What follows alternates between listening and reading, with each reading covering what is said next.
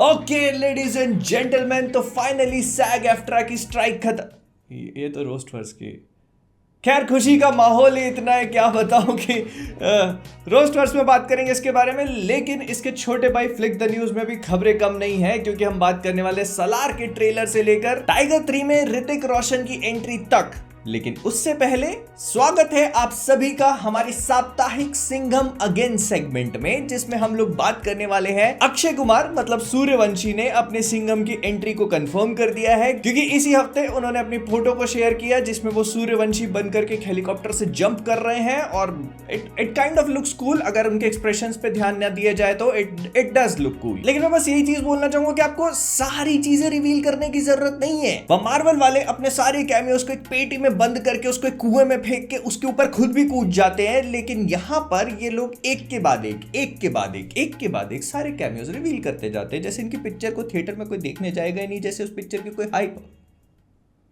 और इसी साप्ताहिक सिंघम सेगमेंट पे एक कैमियो और भी कंफर्म कर दिया गया है, और वो है हमारी करीना कपूर, मतलब हमारी तो नहीं पर करीना कपूर का। और वो इस मूवी में सिंघम की वाइफ का रोल प्ले करेंगी। और मैंने पहले भी बताया था कि उन्होंने अपने पार्ट्स शूट कर लिए हैं, और फिर उनका जो सेकंड शेड्यूल था उसको भी शूट करने वाली थी, तो प्रोबेबली वो भी शूट हो चुका होगा, तभी ये फोटोशूट निकल के आई है। एंड अगर ये मूवी रामायण पे बेस्ड होती है जो बोला जा रहा है, तो फिर ये सीता मैया का रोल प्ले कर सकती है, जिसका मतलब ये है कि इनको उठा करके पाकिस्तान लेके जाया जाएगा और फिर सिंघम की पूरी टीम इनको बचाने के लिए वहां जाएंगे। फिर नेक्स्ट जोया अख्तर की नई मूवी आर्चीज का ट्रेलर रिलीज कर दिया गया, और ये काफी आर्ची लाइक लग रही है। काफी लोगों को इसका प्रेजेंटेशन थोड़ा out of the box feel हो सकता है, but that is how the world of Archies works. अगर आपको इससे मिलता जुलता कुछ चेकआउट करना है तो आप रिवरडेल चेकआउट कर सकते हो, पहला सीजन बस, उसके आगे नहीं। मैंने इसके 4 सीजन देखे हैं और उसके आगे मैं बर्दाश्त नहीं कर पाया। सो या आर्चीज का ट्रेलर मुझे ठीक ठाक सा लगा, लेकिन जो ट्रेलर इंपैक्टफुल था इस हफ्ते रिलीज होने वाला, वो था सैम बहादुर का, क्योंकि उस ट्रेलर ने मेरे ऊपर अपनी छाप छोड़ दी।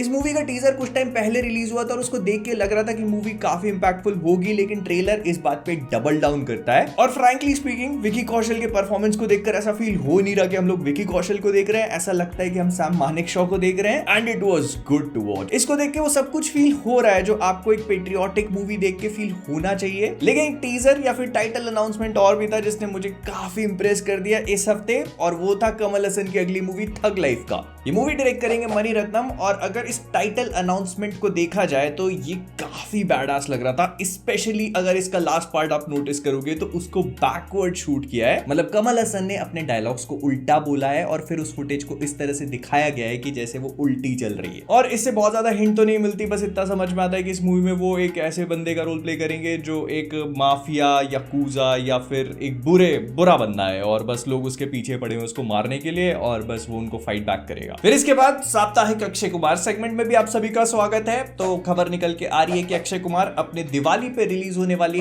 हाउसफुल 5 पे काम शुरू कर रहे हैं जनवरी से। इस मूवी की स्क्रिप्ट वगैरह सब कुछ लॉक हो चुकी है।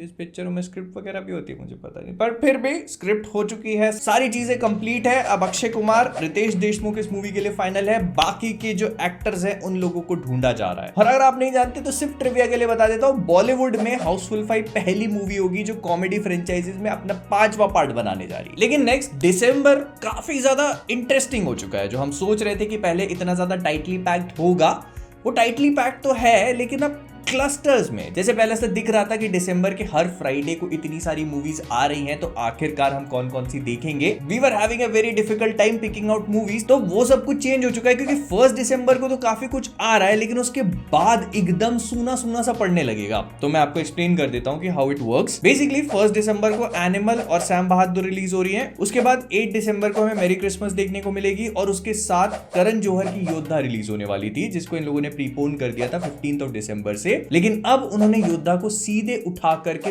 मार्च में पटक दिया है। तो अब सिद्धार्थ मल्होत्रा की योद्धा रिलीज होगी 15 मार्च 2024 में, और इसका मतलब यह है कि 8 दिसंबर को रिलीज होने वाली श्रीराम राघवन की मेरी क्रिसमस, जिसमें हमारी मतलब हमारी तो नहीं पर कैटरीना कैफ और विजय सेतुपति होने वाले हैं, उसको अब कोई कंपटीशन नहीं मिलने वाला। प्लस ऐसा नहीं था कि इसके अगला हफ्ता एकदम खाली जाने वाला था, इसके अगले हफ्ते काफी बड़ी मूवी रिलीज हो रही थी धनुष की कैप्टन मिलर, लेकिन अब उसे भी पोस्टपोन कर दिया गया है जनवरी में, मकर संक्रांति के टाइम पर। तो धनुष की कैप्टन मिलर अगर 12-13 जनवरी को रिलीज होती है तो ये मूवी हनुमान पिक्चर से क्लैश हो जाएगी। लेकिन इसका मतलब यह है कि दिसंबर अब पूरी तरह से खाली हो चुका है। 8 दिसंबर से लेकर 22 दिसंबर तक हमें कुछ भी देखने को नहीं मिलेगा और फिर 21 दिसंबर को सीधे डंक की रिलीज होगी। फिर इसके बाद एस.एस. राजामौली जो है वो अपनी अगली पिक्चर के लिए महेश बाबू के साथ काम कर रहे हैं और ऐसा बोला जा रहा है कि ये पिक्चर 2024 में टेक ऑफ करेगी, मतलब इसकी शूटिंग स्टार्ट हो जाएगी। इसका स्क्रीन प्ले दिसंबर में लॉक कर दिया जाएगा एंड अगर सूत्रों की मानी जाए तो ये मूवी काफी हाई स्केल पे बनाई जाएगी। ये एक एक्शन एडवेंचर मूवी होगी जिसमें ये लोग इंडियाना जोन्स वाली फील को रिक्रिएट करने की कोशिश करेंगे, मतलब वो जो जंगल एक्सप्लोरर एडवेंचर वाली फील होती है। प्लस ये इंडिया, अफ्रीका और दुनिया के रिमोटेस्ट कॉर्नर्स को एक्सप्लोर करने का काम करेगी। प्लस ऐसा भी बोला जा रहा है कि एस.एस. राजामौली जब से ग्लोबल फेस बन चुके हैं तो फिर डिज्नी और सोनी जैसे बड़े बड़े नाम भी इसमें पार्टनर करने को तैयार हो चुके हैं। तो मूवी का जो विजुअल स्केल होगा वो भी काफी ग्रैंड लेवल का होगा। लेकिन इसके साथ ही साथ मूवी काफी ग्राउंडेड होने वाली है अपनी रूट्स के साथ, क्योंकि ऐसा बोला जा रहा है कि महेश बाबू का जो कैरेक्टर है वो बजरंगबली से काफी ज्यादा मिलता जुलता होगा। फिर इसके बाद इतने समय तक चुप्पी साधे रहने के बाद फाइनली होमबाले फिल्म्स ने अनाउंस कर दिया है कि सलार का ट्रेलर 1 दिसंबर को रिलीज कर दिया जाएगा। और इसके लिए मुझे बताने की जरूरत नहीं है, अच्छी खासी हाइप बनी हुई है। इनफैक्ट जो फैंस हैं उन लोगों ने ट्रेंड करना शुरू कर दिया था यूज ले होमबाले फिल्म्स कुछ दिनों पहले तक ट्विटर पे।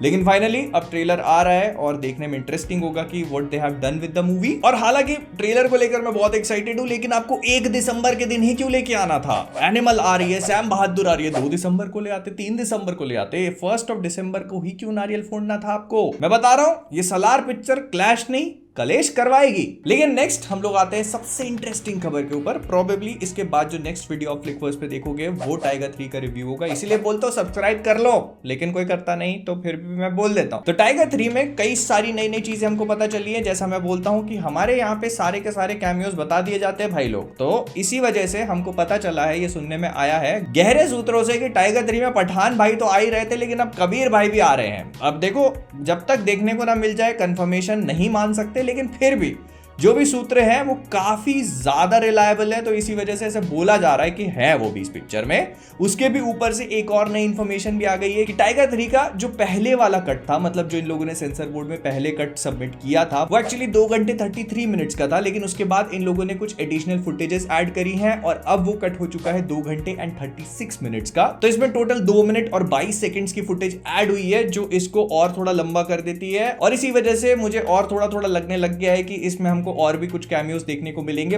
प्रोबेबली कबीर का कैमियो होगा, ऋतिक रोशन का। और देखो, I will be very happy अगर ऋतिक देखने को मिल जाता है, लेकिन मेरे को जूनियर एनटीआर का कैमियो देखना है। I want to know who is the main Thanos of this universe, who is operating behind the scenes. हमको जानना है भाई। तो यार अभी तक फिलहाल इतना पता है, और भी अगर मैं इसमें डीप घुसता तो पता चल जाता कि कौन सा सीन है, क्या है, जो भी लीक्स और इन्फॉर्मेशन है उनसे। लेकिन मैंने इसमें डीप घुसने की कोशिश नहीं करी, because even I don't want to spoil it for myself. तो अगर ऊपर से छू के देखा जाए तो हाँ, इस मूवी में ऐसा सुनने में आ रहा है कि ऋतिक रोशन का कबीर भी हमें देखने को मिलेगा पठान के अलावा। अब वो कौन सी सीक्वेंस में है, कहां पर है, कब आएगा, ये फिलहाल के लिए नहीं पता। पोस्ट क्रेडिट सीन में है या बीच में है, we don't know about that yet and I don't want to know. I want to see it for myself and enjoy. और अगर आपने भी इस वीडियो को एंजॉय किया है तो प्लीज लाइक कर देना, शेयर कर देना, और अगर फ्लिकवर्स पे नए हो तो प्लीज सब्सक्राइब करना मत भूलना। तो विद दैट बीइंग सेड हम लोग इस वीडियो को यहीं पे रैप अप करेंगे। अगर पसंद आए तो लाइक कर देना, शेयर कर देना। तो जाने से पहले फ्लिकवर्स से मैं हूं मोहित, और आप सभी लोग एज ऑलवेज नहाने आए हो तो नहाओ, लड़ क्यों रहे हो? It's her choice.